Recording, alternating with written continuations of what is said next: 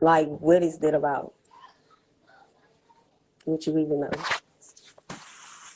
Um, it's hard to say because we we at the point now, the ones who haven't really figured out who they are, Mm. they they at the part now where they just want to tear something up because they feel that something ain't right and they don't know what it is. And that's why you have to get your irritations under control. Yeah, get myself under control too. Hmm. That's all part of it.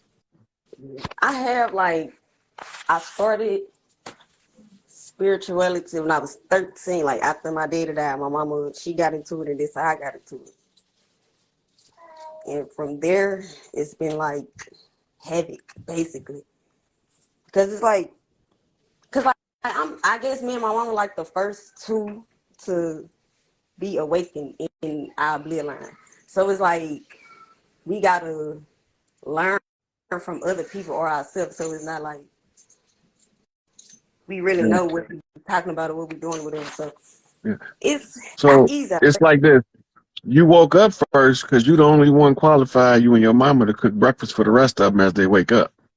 And what's so crazy too, my mom used to tell me that she used to, when she used to sleep, an angel named Michael used to talk to her.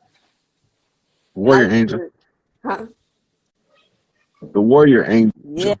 And I used to tell her, like, I used to ask her, like, could they possibly be your spiritual parent, one of your spiritual parents? Because she said he come to her a lot, all the time. Those are okay, so in a different religion, let's say Ifa, right? Or let's say Badun, you be attached to a bloodline of one of the ancestral hierarchy spirits. Right. And they communicate with you just like you talking to me now. Only are you spiritually and emotionally stable enough to interact? Right. Okay. It makes sense. Make a lot of sense. Because I also, with my, because I try to like extra project and stuff so I can talk to my dead people and like, you know, how this stuff go. But I saw my daddy one time, but he would not talk. And I don't know, like, if I see them in a dream or something, it's just nothing. Like, they don't talk or anything. I don't know if they got something to do with me or what. It's your development level haven't understood the type of communication they giving you on that frequency. They might not talk with words. They might be telepathically talking to you and you looking at them, but you ain't grasping that they're using the mind to communicate with you. Right. Because they are on a higher dimension, right? Then I know they on a higher dimension than me. So, but We yeah, do all our ancestors is information in our DNA now. okay. So if we examine the self, what's in our DNA, it'll come forward and communicate um, through your subconscious mind. That's why you have to learn how to merge conscious with subconscious, which is a training exercise that's very difficult and it's lengthy to practice and learn. I have been trying to get into some spiritual practices, but like I said, I'm new to it, so I don't really know like too much about like the different practices and all of it stuff. Then when I do Yeah. research, some people you don't want to step on these people's toes and all it, crazy stuff. So I don't know. But I will figure it out. Thanks for Mhm. accepting the call. Nice talking to Okay.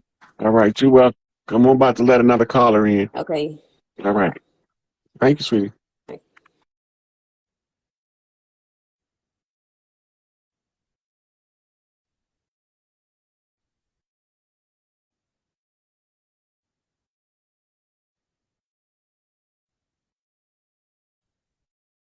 Mhm. Let's see what it do. Let's see what to see.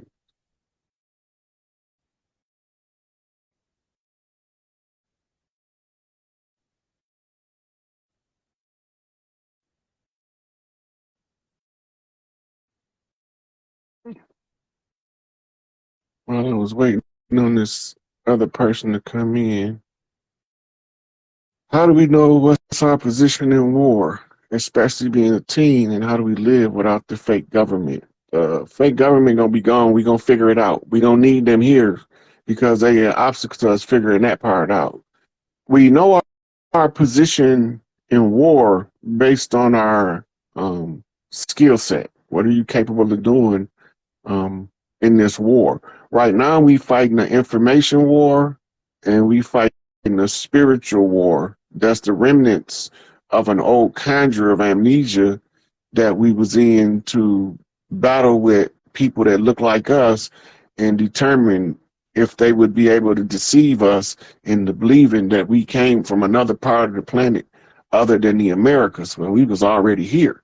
And so what we're looking at now is to rebuilding of our communities by understanding the mechanisms of economics, education, entertainment, labor law, politics, religion, sex, war, and health. So that's 10 areas that we can start to research until we figure out our qualifications as to how we can use what we know to best benefit the collective of our communities. I hope that answered your question.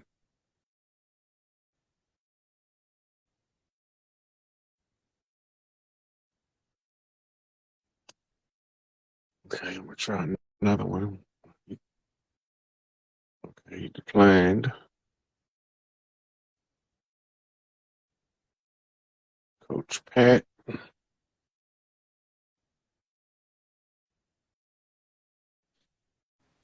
For anxiety, try St. John's wort and skullcap tea.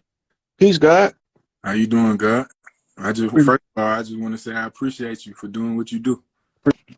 Appreciate it, brother. Appreciate it. I'm big into finding out about how we can utilize tech, moving on, creating a new society and civilization. How you feel about AI, and do you recommend using it? Or if you do, what are the best ways for us to use it? So, and when you determine in the upcoming era we should use something, the first question is how do it affect the children? The second question is how do it affect the earth?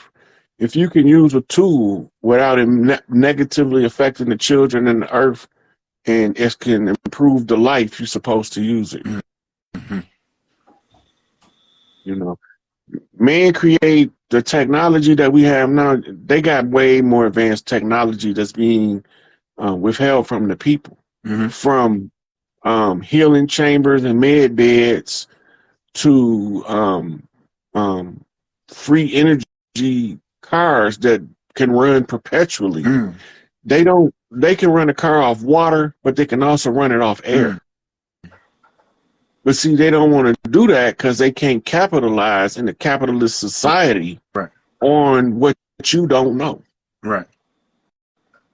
So we start exercising the mind by reading books. We don't read books to tell us who we are. We read books to get somebody's perspective other than our own, and to be weightlifting for the brain. Right. And it just so happened that as you download, your genetics will put the information in the order that best serves you and your bloodline. Right. They call it being encoded light codes in the DNA. Right. We call it when your ancestors talk to you. You see the difference? They come in scientifically, we come in ancestrally, historically. They gonna tell it in a physics formula. We gonna tell it in a fairy tale. They gonna give us some numbers to crunch. We gonna flip numbers into letters and the words in the alphabet. Right. So we're gonna use it from a higher creative standpoint because that's the only way you can prevent yourself from being conquered and to overcome your conquerors if you've been conquered. That we wasn't conquered, but it sure looked like it. We was still at war. Right. While we was at war, they put in an interim government to operate the mechanisms of government, which is one of um, the couple of the different areas of people activity, mainly labor and law, because this is what they use into justification of government. They using our labor to fund a war machine, and a war machine, all of their war machines is pointed at us. Right. Right. But we don't know that because they stay apparently at war all over the world. Mm-hmm. Right. But they are being financed from one central location called Switzerland. Mm-hmm. So Switzerland remained neutral in all the wars because they funded both sides. Hegelian dialectic. Problem, reaction, solution. Keep them fighting among themselves. They'll never have the time to figure out they oppressed. Right. They'll never have a time to figure out that their heart is attached to the earth over here. They'll think they from somewhere else because we told them. They'll believe us wholeheartedly. Right. That don't feel right to me. Right. It feel like we should have a say in that. 100%. You know. I got one more question. Mm-hmm. I found my calling. My calling is to teach my community about health and wellness. One of the big challenges I'm running into is getting people to take that portion of their life seriously. Well, I also teach health and wellness, and I know exactly where you're coming from. People believe that these diets they have in us is our natural diet, where they wouldn't have to worry about health and wellness. Right? The misdirection, switching out the bison with cows. We don't know why they did that. Right, because cows are native to this land. No. And all cows are hybrids. Right. And if you notice, they've been blowing up and setting ablaze and killing mass slaughter of cattle. I have. No. That's so that the farmer can recoup it on the insurance before the corporation go down. Because there ain't going to be no GMO allowed, no artificial food to the people. But we first have to get to the position where we can control our own food development, our own farmers, right? But as for now, you're starting to see it all over the chicken farms. They are collecting that insurance money. They can't sell the GMOs coming in from the farm now. So the farmer have two recourses: let it sit there and rot, or set it ablaze and then recoup it on the insurance, because the insurance companies were defrauding the farmers the whole time. Why not get some of your money back? So that's what's happening. Mm-hmm. We're watching a video about how there was over like 1,900 food processing plants and farms being blown up and destroyed. Yeah. Because the law of the land is to protect the children for the next 7 generations. We at the close of the age going into the Aquarian, coming out of Piscean, we have to give whatever order that benefits the most people on the land. So I say no more GMOs, and all of a sudden all that stuff start happening. I see vast opportunity as well. Yeah. It's a vacuum created from the side effect. So that must mean we really got to take creating for self more serious. But they pushing us away from that so much. If you see the commercials, the ads, the marketing, the promotion, it's all to lure the mind into disregarding what's in the best interest of the self. That's what it's all about. They got the advertising agencies was the biggest clients to the Central Intelligence agents for the data that they collected during MK Ultra mind control research. Why would advertising agencies be so interested in spending millions, if not billions of dollars to further this research and implement it into their ads? This is where they came up with doing it. MK Ultra did the Coke popcorn experiment on the single frame of a video to determine how it would affect the people, and popcorn and Coke sales shot up.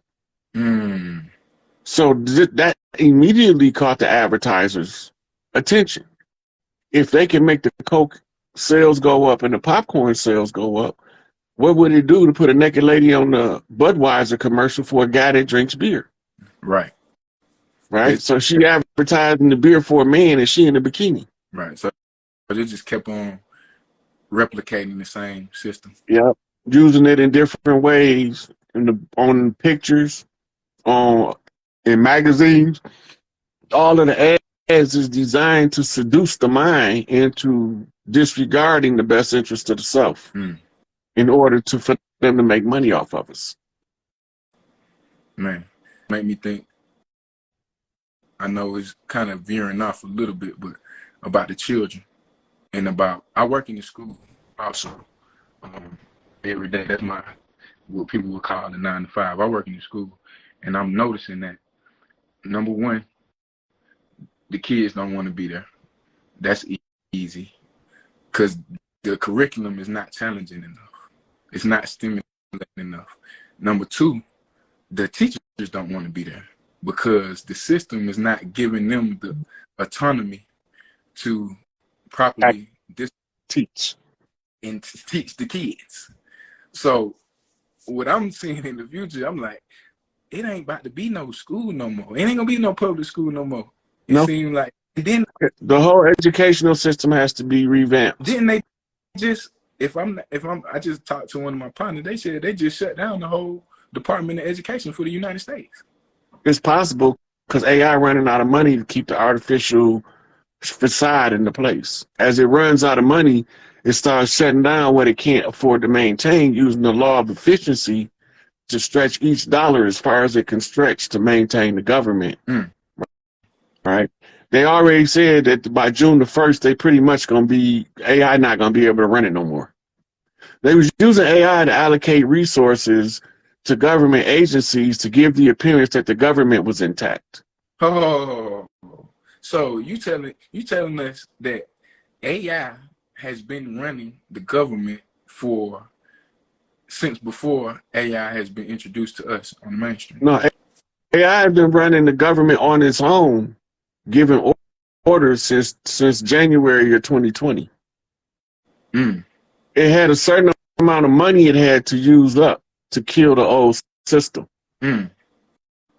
Right? And this is why you got police stations closing in some places, right? Fire stations closing, schools closing for lack of funds. Cincinnati, I think, was it Cleveland or well, it's a city in Ohio that start with a C that didn't even open back up after January the 1st of this year. Government closed, right?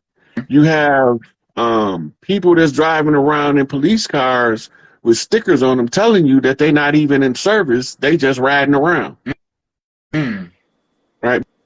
We're not paying that no attention because AI got us thinking it's business as usual by being such a efficient spender of the funds to maintain the system.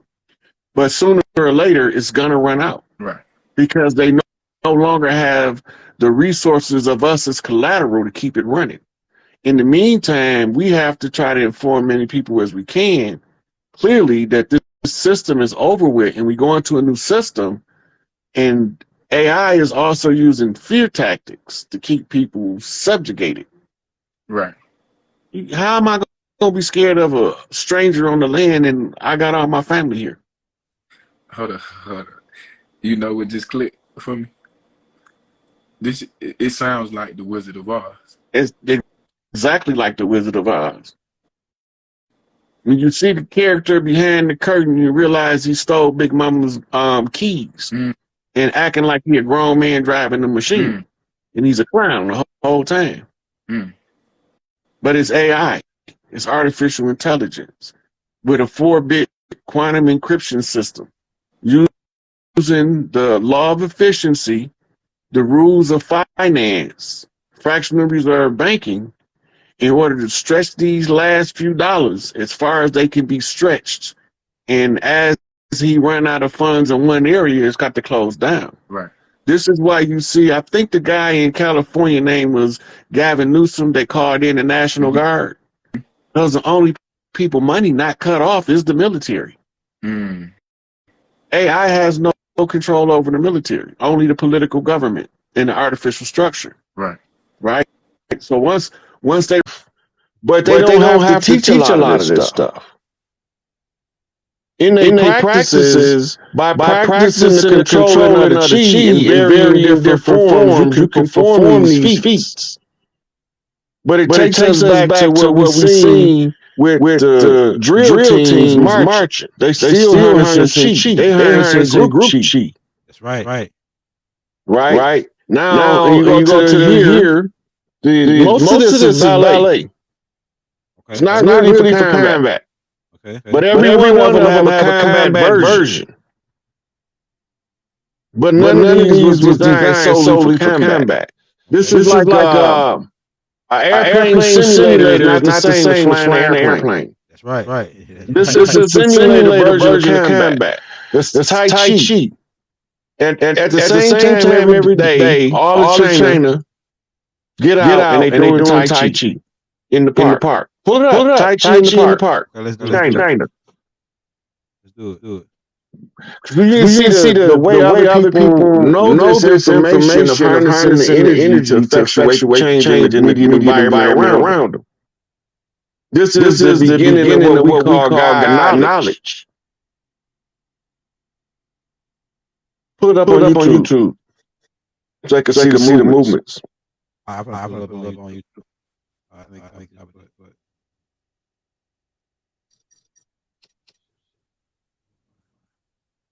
Let me get it on YouTube real quick. We learn the same thing, but we call it land dancing.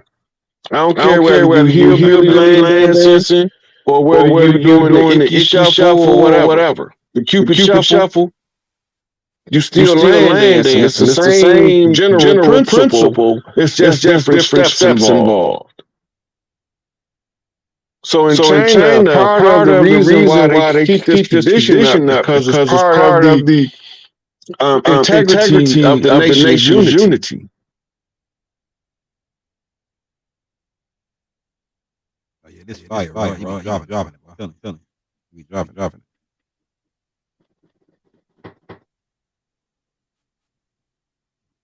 People were saying it's fake, man. That cheese fake. No, this is the ballet version of one of the most deadly martial arts. That's the mock. But this ain't why we want it. It's teaching you to harness the chi in it. Once you know what it feel like, you can build it. You can use the science given to you to write your own magic, which makes it more powerful. And that's why every sorcerer, witch, warlock, priest, they all got what we call grimoires, diaries, journals, right? Even scientists keep journals.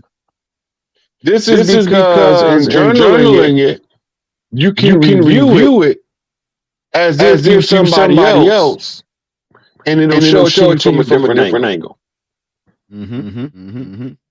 Right? You repeat stuff over and over until you master it. Once you master it, you create grooves.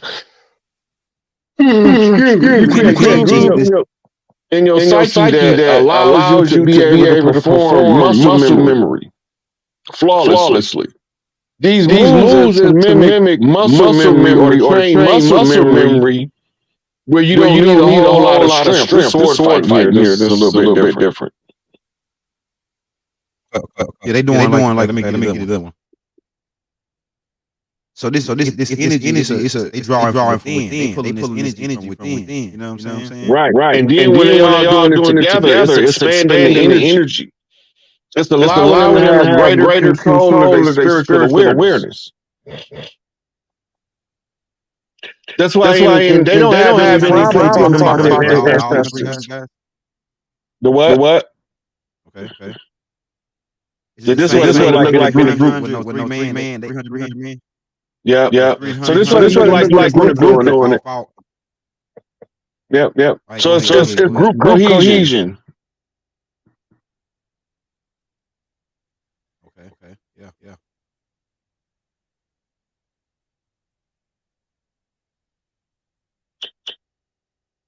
Everybody. They learn all of the moves, and while they learning the moves, they feeling the energy, they learning, they instructing them on what to look for, what sensations to feel for. So then it's easier for them to control their inner self. Taming the monkey man.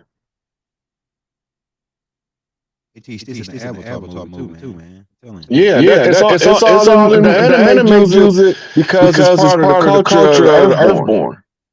You find it all in there, but remember that everything is exaggerated. Yeah, see, The skill that it takes to make it. Go ahead, Elder.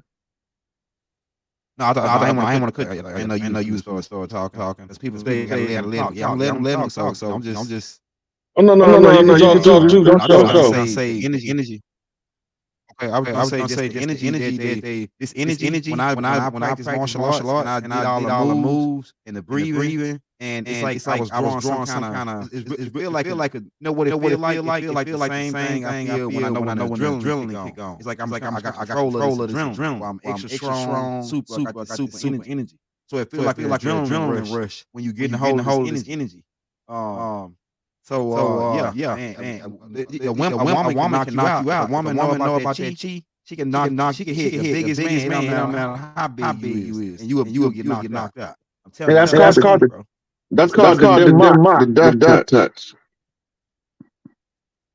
Okay. Go ahead on it. I ain't want to stop your train of thought, but I see. This way where we going. This running this again. This is where we going with this energy. All of this is part.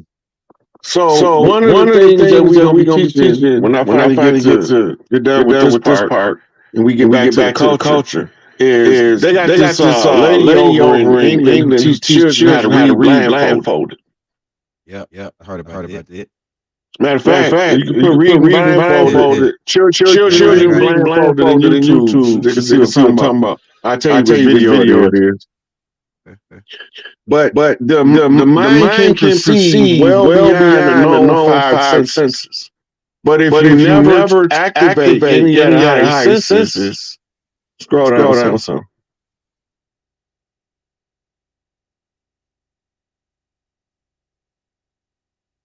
But that's the lady right there. Trying to see the one I was looking at.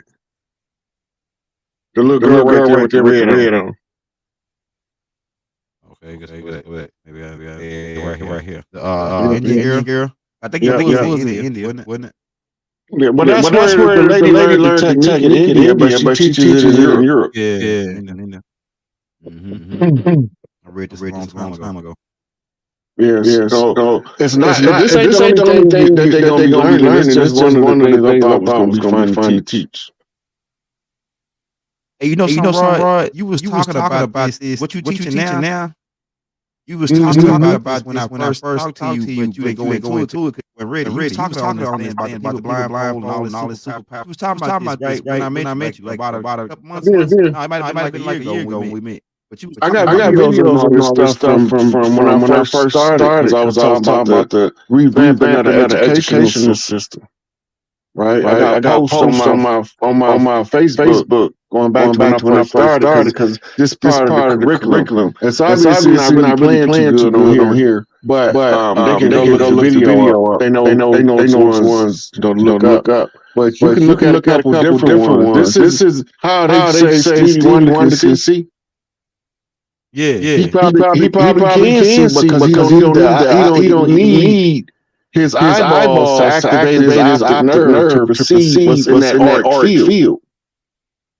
This is part of artistic expression because when you're an artist, you coming from high resonance on your mitochondria. That means your mother infused a lot of unconditional love in you when she was developing you. And now you're so strong and you gotta artistically express it. You find yourself becoming what they call a prodigy child. Right? Master of the violin at 3. Sammy Davis Jr. was tap dancing whole shows at fucking 5. Shirley Temple. Right? We forget about them because the black and white footage seems like it's not like we don't know how long it took. They kids used to do that shit. And they used to master it at a rapid rate because they had mothers who infused high mitochondrial energy in them. Right? And that's why the nation can rise higher than women because the mothers that love the children cause their mitochondria to overflow. That's how you make Earth angels. Right? And it also affects the physiological appearance of the child. We've been through that. We called it marking the child. The mother can redesign the child from what genetics say to what she wants to be by marking. Right, go ahead. And we all go back to this, harnessing that energy. Qigong is similar to Tai Chi. It's just a different discipline. Okay, all right. Yeah, I was gonna ask you this, Rod, because I saw these parents making them develop their superpowers, like reading blindfolded, and some people get forced to use those, like Ray Charles, blind, so he had to develop his ears, other senses more than his seeing senses, and it pretty much gave him a superpower. He can touch and know what she looked like. He can hear something walk down a hallway, hear shoes hit the ground, the echo using that's a higher frequency because echo location that's what the whales use, and they use sound to how to see. You know what I'm saying? You remember that boy that used to ride the bike with echolocation? He was blind. Yeah. Go ahead. Right. So this go back to the first part. This was why the nation's drilling practices become so important because the level of discipline required to develop higher senses while your other senses are functional is 10 times greater than your average person's natural self-discipline. You need the external training that you force yourself discipline to that develops your willpower strong enough in order for you to learn how to master higher disciplines and activate your higher senses. You can't get into magic without learning that. And this is what the last dragon was about. Right. Now remember, he ain't never know he was the master until that woman told him. That's right. Everybody else told him it didn't really stick. Yeah, that's right. Go ahead. Because on Earth, you can't be the master unless that woman say, he the master, and present you to other women to see if you really the master. Right. Is you the nigga you say you represent yourself to be? Is you really the baddest motherfucker ever born? Yeah. And I look around, I don't see nobody better than me but me. Bad boy, Brad. Yeah. So he being bullied, the bully coming from the low chakra energy, that war energy. Right, that's right. Right. Well, he coming from the golden heart. Expressed as the golden child became the golden master. Okay. Right. There's no way Shonuff could beat him if he realized who he is because Shonuff is just an expression of your lower passions that was brought about fear. So they're not really stronger than you, especially when you operate from love. That's how you crush your ego. But you don't really want to crush it. You want to purify it. Take all of the shit that the world told to hold it out the way and put what you want there. Yeah. And then you use it to your advantage. Method acting. You become the person that you said you is. You said you motherfucker. You can't escape shit. Right. Right. Yep. So the perception and the understanding is different from when it comes time to apply the discipline. Nobody want to do that. That's the hard part. Tell him. Right. To say, okay, they gave me 16 years.